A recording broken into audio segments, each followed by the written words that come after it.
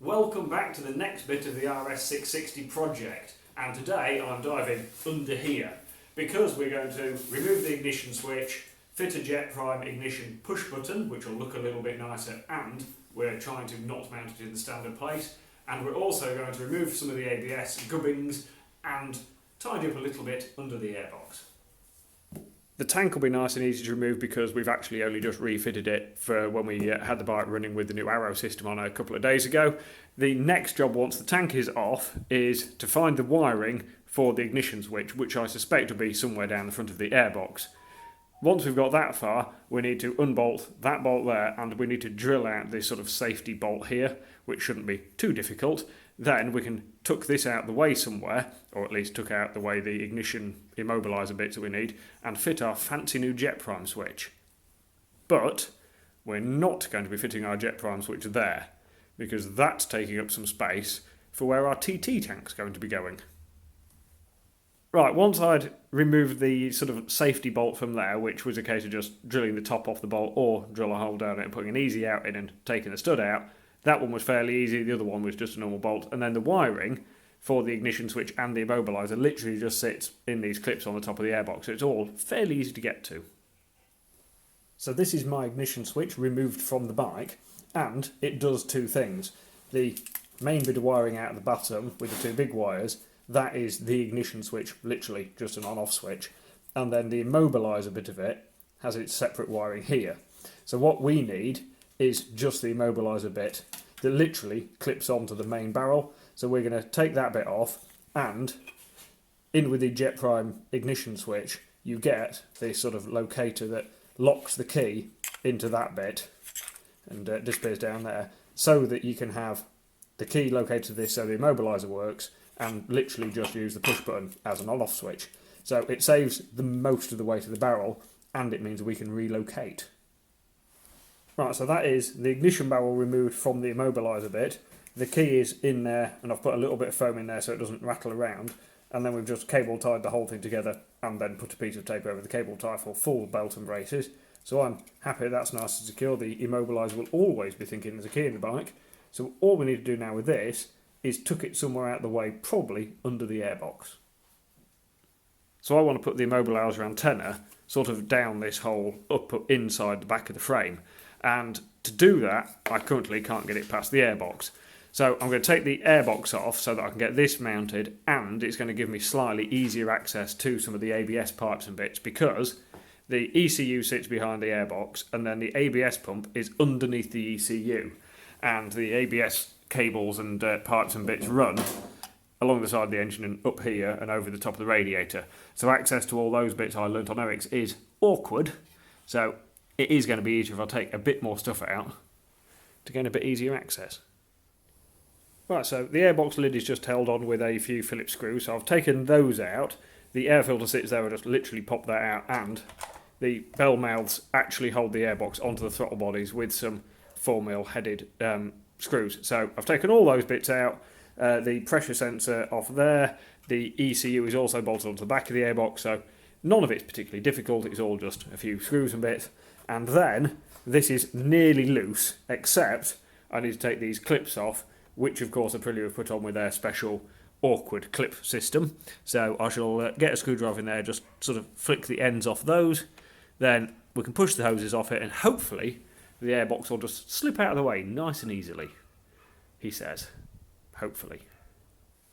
Right, so getting the airbox off was pretty much as easy as I thought it was, except for there was one little screw that went down here to this bracket under there, which I was, gently pulling at the airbox. It wasn't coming until I realised the black screw in the bottom of the black airbox might be something to do with it. So I got that out, and what we've got under here is, this is like the EVAP canister, so any fumes and bits disappear into this sort of charcoal canister so that it cleans the emissions up. But we're going to get rid of that because we have from Jet Prime an EVAP canister removal kit, which is in effect a special plug so that the solenoid down here thinks it's connected, and some plugs to plug the holes in the top of the throttle bodies.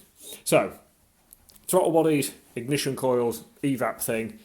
Other than that, it's relatively simple in here. I'm going to take the ECU out of the way in a minute, and then I'll be able to get a bit down into the into the ABS pump. It will be quite awkward still, but certainly a little bit easier with having all of this stuff out the way. So that is the EVAP canister, which is basically a charcoal canister that the fuel vapours and bits go through to make it nice and clean for the emissions, but we don't need any of that, so we've taken all of that out and we're replacing it with these little jet prime bits. So that sort of tricks the solenoid into thinking the canister is still there. There's a couple of little plugs here that plug the pipes off here that would go to the throttle bodies, and then there's just a little clip to secure it all in place. So it's considerably neater and saves us a bit of weight. Excellent. Now, this is, or at least will be, where our start-stop button is going to be located.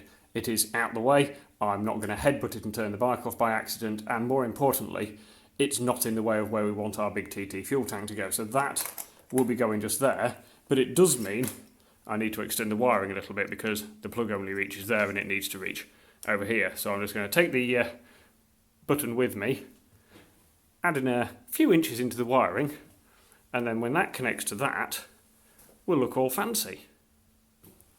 And now that I have access into the top of the rocker cover and into all the pipework and bits, I'm going to take this pair valve pipe off, and this is a solenoid assisted bit that just leaks air into the exhaust ports, and that again helps emissions, but on the dyno it does give you a bit of a false reading sometimes.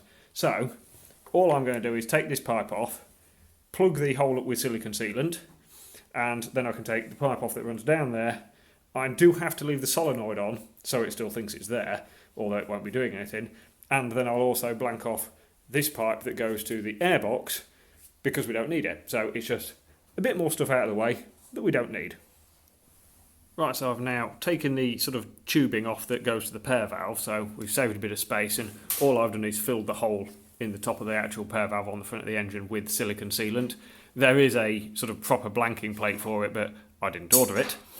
So I've taken the tubing off as well because we don't need that, and if we come down here, that is the solenoid that I've left on, and I might actually get the blanking sort of bit for that because it'll save us a little bit of weight and we can tidy the solenoid, well, I can actually throw the solenoid away and just tidy the wiring up a little bit, and especially the solenoid blank on its own is nice and cheap, so I may well change that. And then,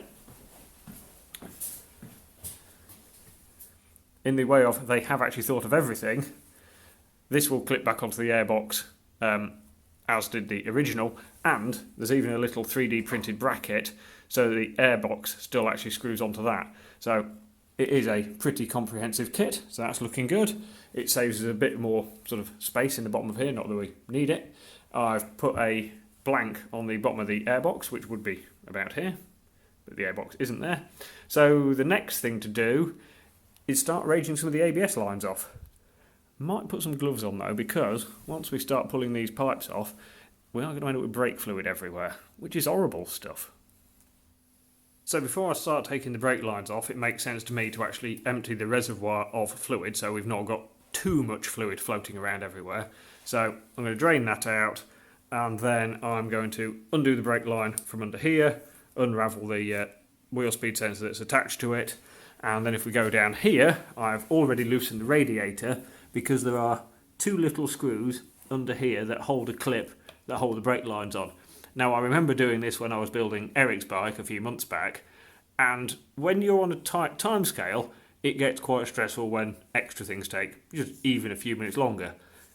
Because I'm doing this in the middle of winter, it is considerably more relaxed. So then the brake lines run down here, run sort of down the side of the engine, and this bit up here to the ABS pump. The ones for the rear brake come up from the other side. So I'm going to drain most of the fluid out of the reservoirs, and then just start undoing the banjo bolts down here and out the mass cylinders, and try and pull the pipes off, getting as little brake fluid as I can across the bike and the bench. So I've got all the brake lines and bits off, and I decided to go one stage further and take the ABS pump out of the bike. Now, it will have to go in some form because this section of it, the black section, has the electronics in it that control the traction control and the ABS because all the wheel speed sensors connect into it.